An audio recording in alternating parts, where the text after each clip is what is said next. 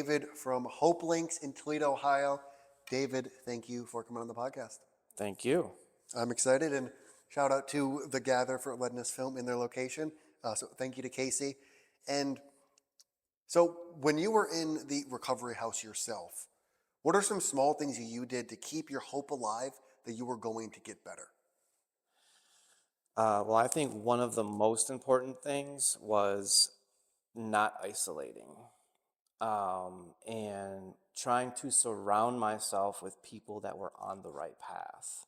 I feel like at times it's easier to gravitate towards people that may not be doing the right thing.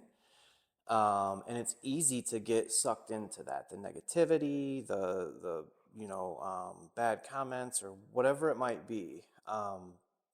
So for me, it was gravitating towards the positive people that were doing the right thing, and then branching out outside of the recovery house and going to 12-step meetings, getting a sponsor, getting professional help, seeking therapy, all of those tools that were provided there, and then taking it upon myself to find outside help. Um, so yeah, that was most beneficial for me. And in your life, did you struggle with asking for help early on? Absolutely, absolutely.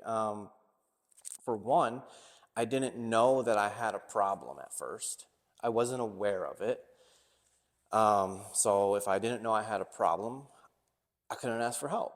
Yeah. So it didn't come into realization until my family kind of did the whole tough love thing, and they moved me to a different city. Wow. And that was very, very powerful in terms of like, wow, they don't want to be there for me anymore. And that wasn't the case. Looking back at it now, it was more of, we have to separate you from us because we don't want to see and witness your demise. But inevitably, that worked for me for the simple fact that it woke me up and made me realize that I did have a problem. Like, it was absolutely apparent. I'm moved to a different city, ended up homeless, and I can remember specifically one night, um, I just had this feeling of like defeat. Like I was defeated. Like I couldn't win. I lost. And it was at that point when I had realized, like, okay, I need help. And believe it or not, I actually called the person that dropped me off in this city, which was my mother. And I said, hey, I need help. I don't know what to do. She said, I'll be there in the morning. She was there in the morning and she dropped me off here in Toledo Wow. at a rehabilitation center that saved my life. So, yeah. So it sounds like your mom was just waiting for you to come to the realization yourself. Yeah, yeah, absolutely, dude. And Yeah. is there anything that you have not said to your mom that you would like to say to her now? I mean, she knows. She knows. I was actually just talking to her before I came in here. She sees everything that I'm doing now. She just always has been on my side, and now more than ever, she's just more supportive. She's encouraging, um, and yeah, like she's always been there, and I'm grateful for that. Super, super grateful. And it sounded like having her there to believe in you and knowing that you could call her at any point kind of, it seems like kept things alive for you. Yeah, yeah, absolutely, it did. And Definitely did. she's obviously proud of you for doing that Yeah. as well, for not only asking for help but then taking over the past 10 years to grow and into who you became today. Yeah, yeah. And how did this personal journey and this struggle that you went through shape the way that you now build or you built HopeLinx? So, being in recovery, going into recovery houses as a resident, seeing that side of things, and then completing the program, and then for some reason I felt like instinctively that I wanted to help people in that were going through the same thing. So I wanted to get into the field. I wanted to help people. So um, I put in some applications. I got hired at a recovery house, and it was and is still to this day one of the most like purpose driven positions that I've ever held, just for the simple fact that like I get paid to help people, right? And that to me was like, that doesn't even make sense. It didn't even feel like work. Um, but within being in the recovery house and seeing how the operations were running, there was a lot of problems. There was lack of communication, lack of documentation, and lack of organization. And there was no tools given other than pieces of paper, Excel spreadsheets, which one person would have, and then you would share it to another person, but that person would end up deleting things, or just a whole bunch of things would happen and just completely make the whole day or week a mess. So it was at that point when I realized, like, maybe I can do something here to make things work easier. Just for the simple fact that, like, I tended to spend a lot more time doing like administrative work, making copies, filing paperwork, checking the bedboard, just like doing a whole bunch of things. And I noticed that like I didn't have as much time as I would have liked to actually spend with the residents, and being able to give back and to help them in whichever way possible. Um, Now, with that being said, I had a back history with web design, so, and that's another, passion of mine, being able to design websites for people and to bring their vision into reality and materialize it for them. Um, and I think it was at that point when I realized, like, hey, I see the problem, I have the expertise, let me just mesh it together and see what I can do. And that was the beginning of it. And it took quite some time for me to actually develop the platform. Um, and it was a lot of, it was like, I can explain it like pure dedication. Like I still had to wake up in the morning, go to my normal job, having a kid and then having another kid. So I have two daughters, I'm married.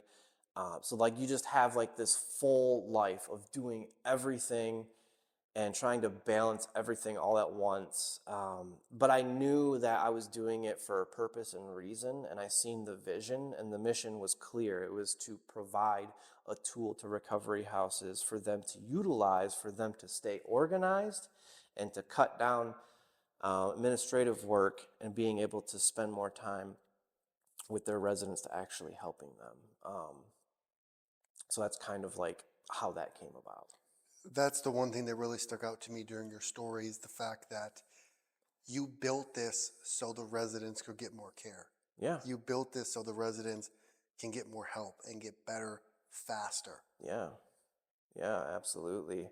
I think too, um, so it's built for that reason and that purpose, but it also allows the organization itself to be more organized, to have everything all in one place. So when it comes to like maybe an audit, or you need to check logs on your urine screens or breathalyzers or whatever it might be, you're able to just simply log in and then check on that information instead of trying to track down a piece of paper in a filing cabinet that was built in 1972. Like we got to get with the times, right? Um, so yeah, it's all in one place. It's all there. So there's more than just one benefit from it. Yeah. What what would you say on the business side of things is the greatest benefit for HopeLinx?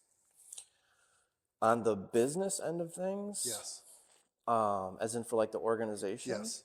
So I think coming from, well, here's a piece of like if I was able to use it in a recovery house and how it would benefit my organization. So for one, it's employee management, right? So you'll be able to create accounts for your employees to track on things that they're doing within their shift or whatever they're doing for that week. You'll be able to see exactly what they've been doing. You'll be able to assign them to specific tasks for them to do. There's a schedule in there, so you can essentially create your own employee schedule and see exactly who is scheduled on what day at which property. And then that kind of ties into the property management aspect of it. So if your organization has um, 15 properties, then you'll be able to add all of those properties in there, see it at a glance, all on the dashboard, um, and be able to see how many residents are in each property. So it's a visual thing, being able to see everything at a glance on the dashboard, and to stay organized. And then, of course, the resident management. So you get to add all of your residents in there. Um, and actually, one of the new features that just came out not long ago is vehicle management. So a lot of organizations have their own vans. So now you'll be able to add your own vehicles. You'll be able to track the mileage, and input like any documents that you may need to input in there. Um, so I say all that to say this: save time and save money. That's what it's about. Saving money. So understanding that with software comes price, right? And that's just what it is. I can't give it out for free. But the price point that this sits at is more than affordable to any organization. $249 a month. That to me is more than affordable. Now, there are other platforms out there that charge per property, per bed, per resident. And if you're a large organization, you're talking thousands of dollars a month that you're going to be spending on a piece of software.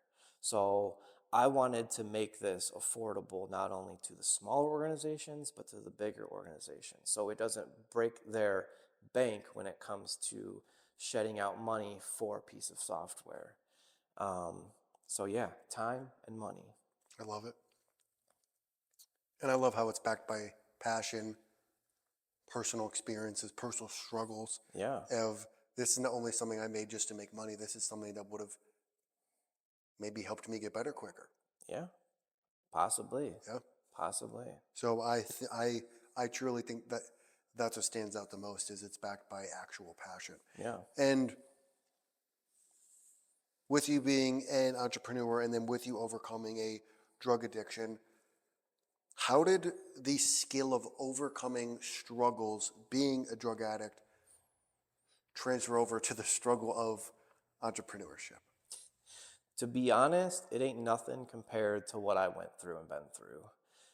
Not to downplay the struggles of being an entrepreneur and growing a business, because it is stressful. There are challenges.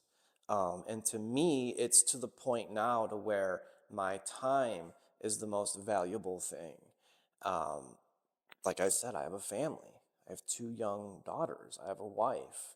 So, what does that look like? How much time should I spend on growing this business in comparison to spending time with them? You know, they're young, they're only a kid once, right? So, that's one of the most difficult, challenging things that I've experienced because there are times where I might have to do something business related. I just can't avoid it. And I might have to not be there for, a day or two or whatever that might look like. But also understanding that it's not going to be for a long term awaycation or whatever, however you would word it. So being able to make it a point to where I will spend time with them, whether it's knocking off a weekend of the business side of things and being able to take them to the park, to the movies, whatever it might be. Like that's just what I'm going to do. And then, with my wife, same thing. She's busy, she works, she has friends, she has family, so she's doing her thing. I'm doing my thing. Um, so we have to collaborate. We have to communicate with each other and know when, like, okay, it's time for date night. Like, we Yeah, have yeah, to get out. yes. We have to drop the kids off at my mom's house or her mom's house and go out and do something. We just went out to a wedding the other weekend, and that was a really, really well deserved and amazing time. I will say that, just to have the kids away, just me and her. Yeah, like I live for those moments. I really do. What does being a good father and a husband mean to you? Everything, everything, man. Just like in comparison to what life was to what it is now. Um, like I like for one, when I first got into recovery, I didn't know what it meant to be uh, a good person. I didn't know I was a good person because I had done so many bad things in my past. So it took people telling me that I was a good person for me to realize that I was a good person that just made bad choices. And then essentially what it was is becoming a good husband was seeing and being a good husband was me trying to surround myself with people that were also being good husbands, that were also being good fathers. I tried to weed out the people that were not doing good things. They may be sober, they may be clean, but they're not necessarily being moral, you know. And I'll still, chat it up with those people and associate with them. But um, I know the people that are doing right and the things that they're doing are good, and I want to surround myself with those people. Kind of like how it was back when I was Yes. in recovery house. Like I want to surround myself with the good types of people. Now, granted, nobody's perfect, so people make mistakes. But when I see somebody that makes a mistake and owns it, and they know that they did wrong, but they try to amend that wrong promptly, those are the people that I look up to, because I make mistakes too. Yes. And I try to make amends as soon as possible and learn from that experience. Um, and I try to take that throughout not just like my personal life, but also my business life as well. I make mistakes. I'm not perfect. And when you were in the recovery house and people were starting to tell you, David, you are a good person, how long did it take for you to forgive yourself for those bad actions that you did take in the past? So that's a really good question. Thank you. That is a multifaceted answer for the simple fact that there were some things that were easier to forgive myself for than others.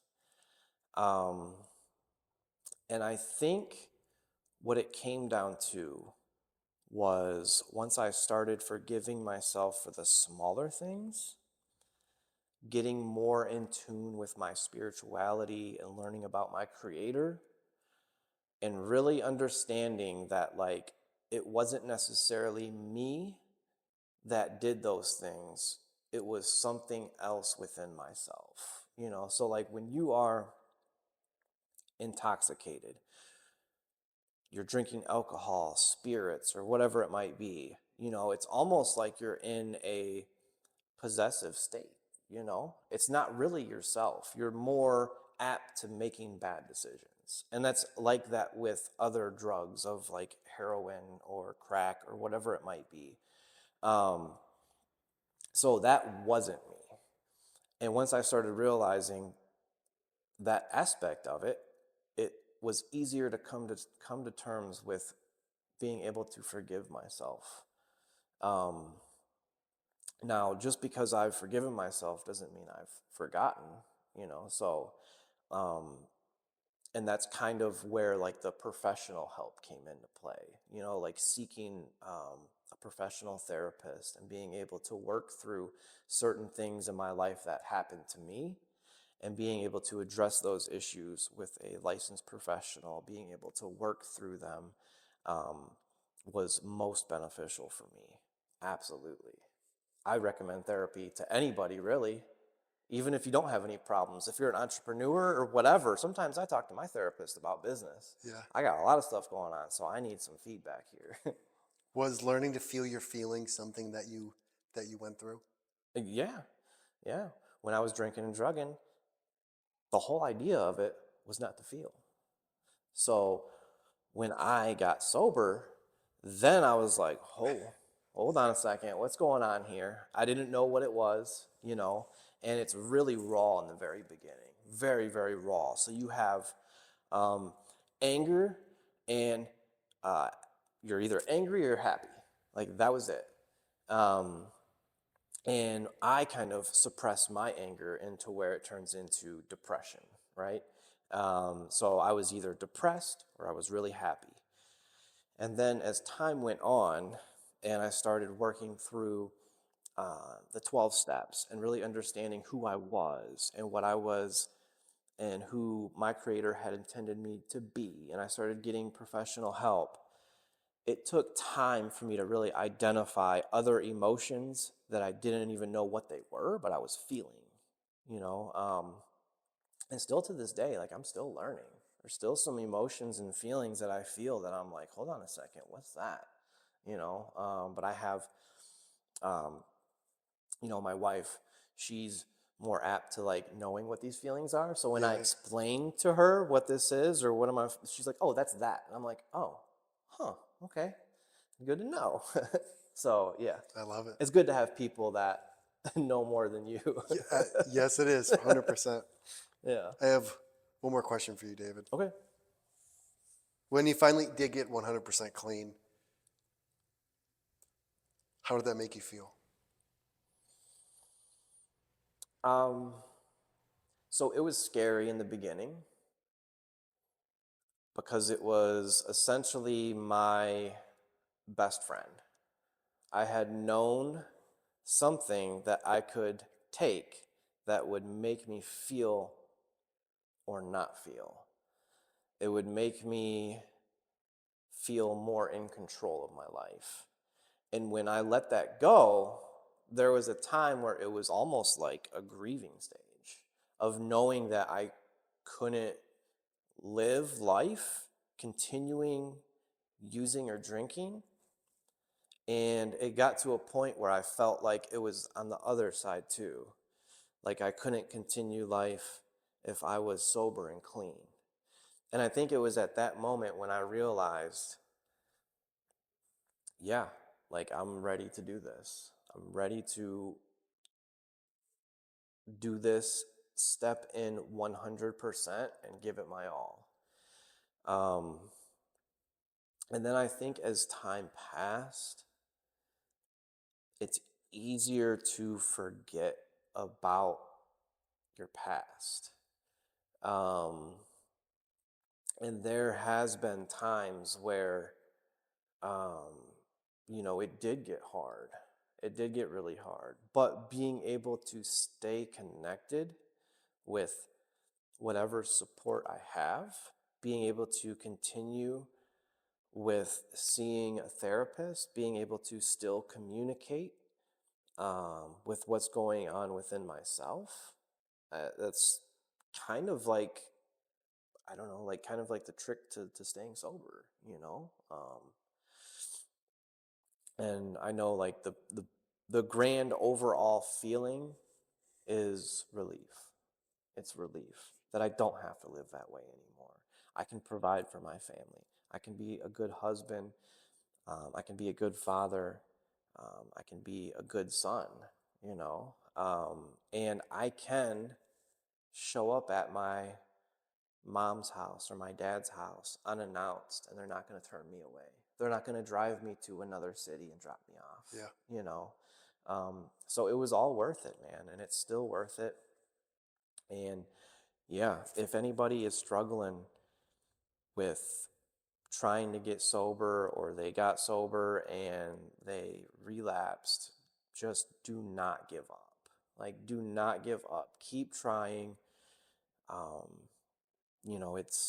it's one of those things that like you have to want this. Your family can't make you do it. You have to really want it. And once you get to that point, all it is just raising your hand and asking for help. That's all it is. love it. David, those are the questions I have for you. how can people find you, and what is one thing you want to leave people with? Okay, so yeah, people can find me on Facebook.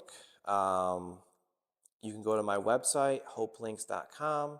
So that's hope, HopeLinx.com. There you'll be able to see exactly what HopeLinx is, what it does. And then one thing I want to leave, I guess, the world with is be kind, love, and tolerance. Love it. Well, David.